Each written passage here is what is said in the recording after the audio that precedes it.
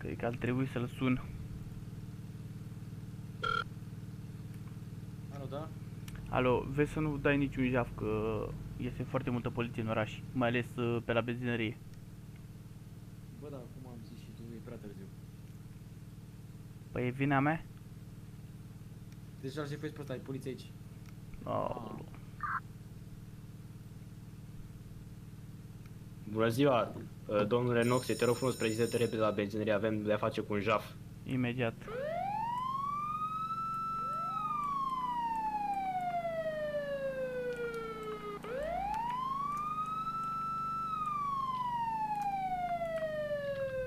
Nu mișca, Mâine sunt sus. șeful de poliție, ofițer Valentin, aici, domnul ofițer Noxe. Te rog frumos, dă-mi buletinul tău. Imediat, domnul polițist. Domnul șerif, eu iau pistolul. Bine să iem aici, Gata. Daniel. Așa. Ce făceai aici? Te-am văzut că jefuiai. Ce să zic, scoate-mi pistolul ăla din față. Te-am văzut și nu spune mie ce să fac. Te rog frumos, te urci în mașina lui ofițer Noxe și te duci cu el la secție. O să vin și eu imediat. Hai băiatul, urcă, te rog frumos. Stai să-i pun cătușile, ca nu cumva să fac el vreo șmecherie. Am mai văzut eu de Oricum n-are ce să facă în spate. Stai să-i pun aici. Gata, le-am pus. Hai băiatul, urcă, stai să deschid ușa. Ne întâlnim la secție. Hai, urcă. Nu ce căca s-a băgat. Lasă-l să creadă și el că e polițist.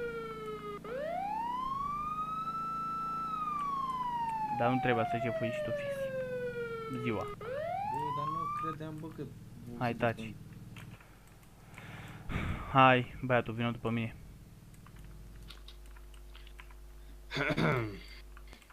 Ia Hai, să intră. vedem. Mergi în față, mergi. Vino. Stai, la camera de interogare prima oară. Hai, Trebuie să am intră. o discuție cu el. Bun. Închid ușa. Ia un loc, așa. Am mai fost în procedura asta, domnule, știu ce trebuie să facem. Deci nu este prima oară să Care e înțeleg. poliția ăsta că e prostuț. Habar are în ce a intrat. Puneți ce doriți. Bun, în primul rând aș dori și eu să știu ce făceai acolo la benzinărie, când tu negai că nu e un jaf, dar eu te-am văzut cu pistolul în mână când îl amenințai pe acel domn. A, nu era jaf, era distracție. Distracție, zici. Mă, e la mișto sau mi se pare mie? Nu știu, depinde cum o luați dumneavoastră. Te rog frumos să-ți măsori cuvintele aici. Păi bine, Bun. măsor. Mai dă-mi o dată buletinul, te rog, și mai ușor cu comentariile. Sigur, uitați aici buletinul. Bun, mersi, stai să pun frumos. Stai puțin. Stai aici, nu mișca. Hai stau, nu mă mișc. Ofițer Noxe, adu-mi actele, te rog frumos. Cazierul? Da. Desigur. Eu nu ocultă, n-aș face asta la 19 ani, sincer. Ar trebui să ai alte preocupații. Uitați cazierul. Mulțumesc frumos. Știi ce mă amuză cel mai tare? Ia spune-mi. Că tu chiar crezi că eu o să rămân aici. Și pune-mi amuză că tu chiar crezi că o să scapi aparent. Deși te înșeli la marnic. Mai vedem. Ia Mai să bag vedem o aici. fișă. Ia uite ce avem aici. 3 cazuri de infracțiuni. Se pare că nu e prima oară exact cum ai spus. Păi, ți-am mai spus odată. 3 cazuri de infracțiuni și buletinul ăsta pare puțin ciudat buletinul tău, dar nu știu, mi se pare destul de în regulă. Bun. Avem aici 3 cazuri.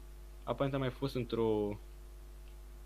în aceeași scenă ca aici, dar nu știu cum ai scăpat, nu pot să-mi dau seama cum un polițist ar putea să te lasă să scape. Adică mi se pare ceva inuman. Oh, ești de-abia transferat după cum pari. Nu, stai liniștit, sunt șef aici. Nu cred că știi cu cine vorbești. Băgat pe pile. Mai Din vedem păcate. noi. Bine, acum te rog frumos, fără niciun comentariu, fără nimic, vii cu mine la celulă. Desigur. Vei fi în arest câteva zile până strâng mai multe documente. Hai, du-te în față. Aici, e la dreapta. Tragem, domn șerif, îl băgăm. Da, va sta aici în arest Da, câteva hai, zile. Haide, intră. Desigur, cătușele, hai. Nu, deocamdată vei sta cu ele, nu colegul. Lasă-i-le Nu, puse. Dacă îl luăm tare atunci. Văd că parcă am relaxat. Păi știu că o să scap. Colegul, Da, ce s-a am întâmplat? primit un e-mail. Căci că este un jaf foarte mare la bancă și că acest domn, ci că n-ar fi fost el... Da, am primit și eu e-mail-ul, trebuie să mă duc repede. Te rog, ai grijă de el, am încredere în tine, Da, că o să desigur. ieși bine. Și tu nu o să scapi, crede-mă pe mine. La revedere. Da, nu o să scapi. Hai să mă diversă. Stai puțin aici.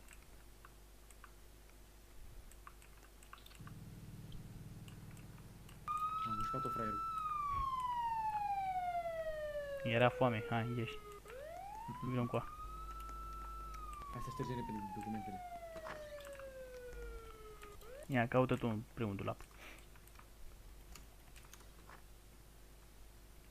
Le-am găsit eu, uite-le. Le-ai găsit? Da. Bun. Da, dar și care e problema? Că nu putem să le ștergem.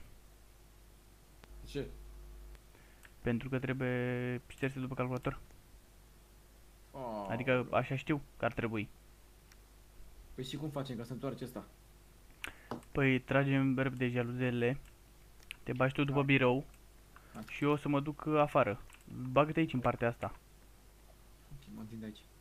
Și când e, eu o să-i spun că stă aici, stă un coleg cu tine și o să-l bag aici, da? Da, da.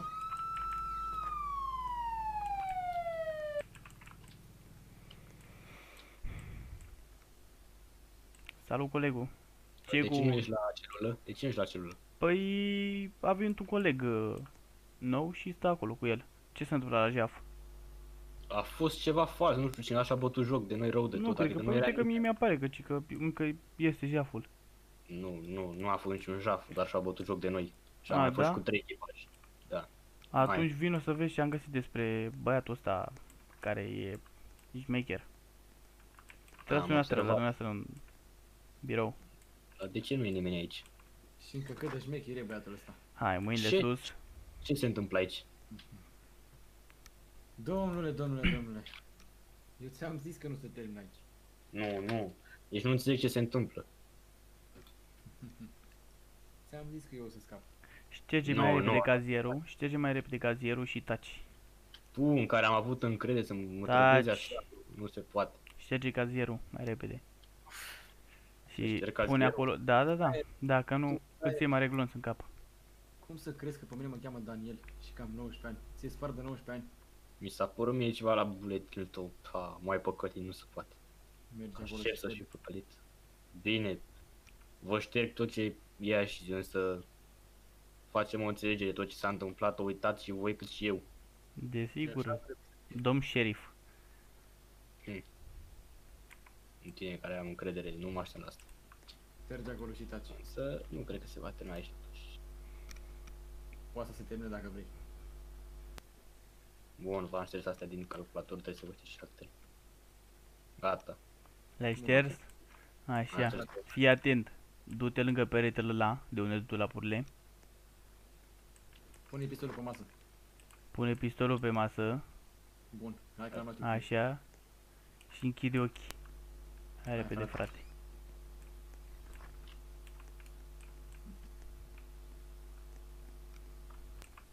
Și-a luat-o fraierul. Păi da.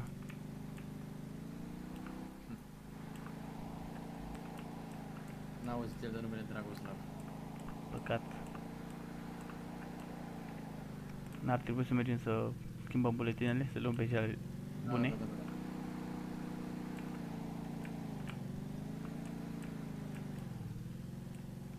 Aș vrea să mă ocup personal de acest polițist.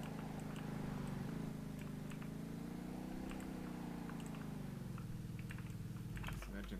Hai repede. Bun. Eu mi l-am luat, îl aveam aici pus pe masă. Hai repede. Vezi că e sub tastatură. Le-ai luat?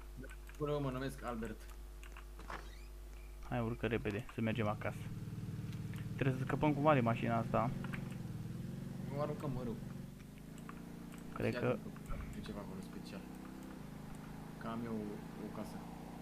O ascultătoare. Iau la dreapta aici și arunc în lacul ăla mare. Lacul la mare zici tu? Nu, Da. eu zic în râul ăsta, în râul ăsta. Zici? Da, sub podul de aici. Ok. Bun, Hai, hai. Asta? Da, da, da, asta.